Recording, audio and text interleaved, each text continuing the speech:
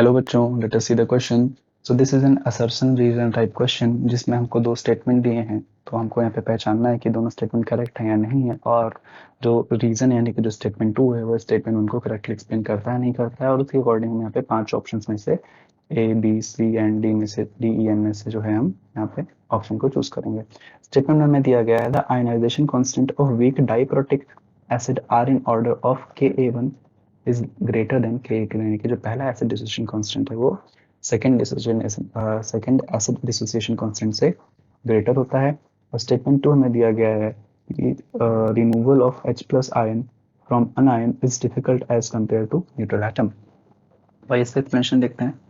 तो अगर हम बात करेंगे इसकी, अगर हम देखें यहाँ पे स्टेटमेंट 1 जो लिखा है यहाँ पे कि वीक डाइप्रोटिक एसिड जो है इसका आयनाइजेशन कांस्टेंट कैसा होता है, उसके ऑर्डर की बात करते हैं। पहले बात कर ले डाइप्रोटिक एसिड क्या होते हैं।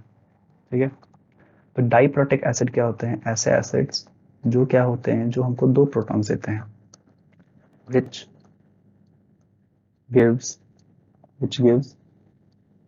two protons। ठीक है, which gives two protons, जैसे कि हमारे पास H2SO4 होता है, ठीक है ना, हमारे पास H2CO3 है, एटसेट्रा हमारे पास यही सारे हैं, जैसे H2S हमारे पास है।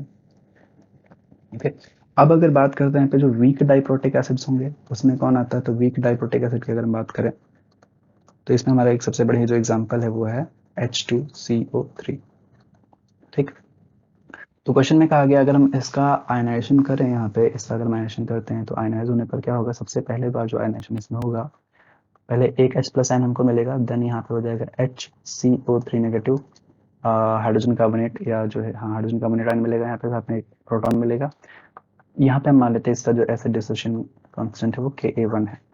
सेकंड स्टेप में जो इसका, क्योंकि अभी भी इसके पास एक प्रोटॉन हमको यहाँ पे दिख रहा है, तो फिर से इसका जो है अभी आयनेशन हो सकता है, फिर से भी एसिड की तरह बिहेव कर सकता है, फिर एक प्रोटॉन है इसके पास, तो HCO3 negative again dissociates to give second proton plus carbonate ion.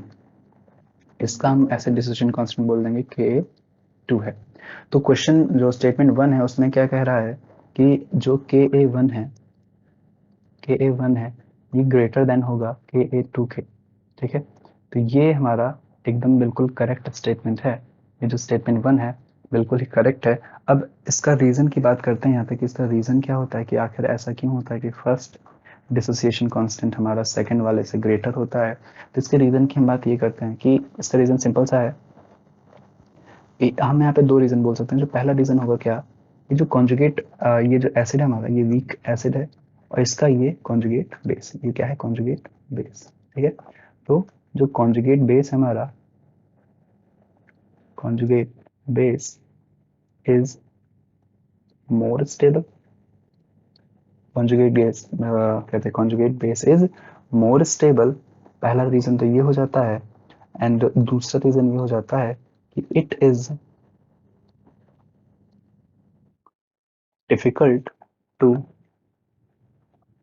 remove a proton that is H plus ion here from an charged species। जो पहले से ही चार्ज्ड है, जो पहले से ही एनायनिक फॉर्म में है, उसमें से अगर हम प्रोटॉन निकालेंगे तो वो काफी डिफिकल्ट होता है from a charge species compare to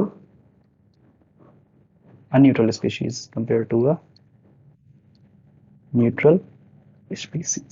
ठीक है, तो ये दोनों रीजन है जो एक्सप्लेन करते हैं कि क्यों यहाँ पे जो एसिड डिसोसिएशन कांस्टेंट है वो Ka1 की वैल्यू जो है ग्रेटर देन होती है Ka2 से। तो यानी कि जो हमारा स्टेटमेंट 1 है वो भी करेक्ट है, और स्टेटमेंट 2 जो लिखा है ये भी करेक्ट है। तो यहाँ पे और साथ में करेक्टली इसको एक्सप्लेन भी कर रहा है। जो करेक्ट आंसर होगा हमारा इसके लिए ऑप्शन कौन सा होगा? हमारा ऑप्शन होगा A. I hope you understand the solution. Best of luck, thank you.